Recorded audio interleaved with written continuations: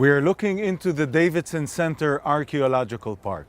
If you will, this is a silent testimony of what transpired here in the year 70 AD when the Romans, commanded by Titus, destroy Jerusalem, razing it to the ground.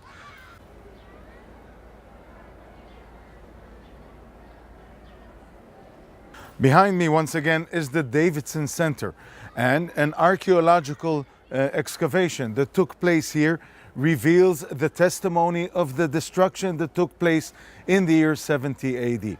We are looking now at the street level built by Herod.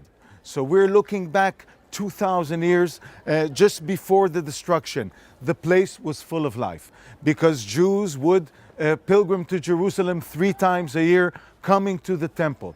And some of them perhaps would enter through a gate that was right here in the Western Wall. Today what we see is what is left of the staircase that led into the gate. It was discovered by an archaeological known as Robinson, and this is why it's called Robinson's Arch. Underneath we see that there were shops at the street level because Jews coming on a pilgrimage to Jerusalem would have to buy sacrifices on the way up to be offered to the priests who would put them on the temple altar.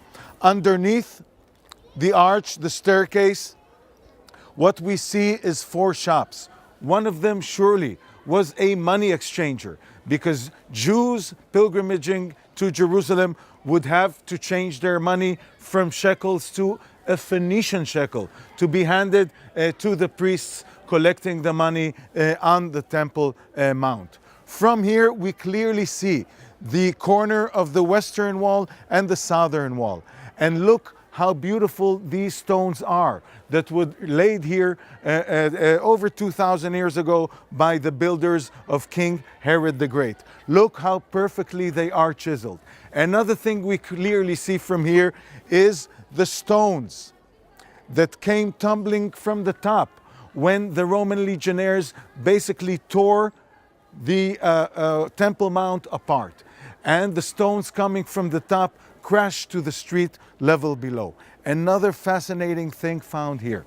The cornerstone of the Western Wall and the Southern Wall is where a temple priest stood with a shofar on Friday announcing the coming of the Sabbath.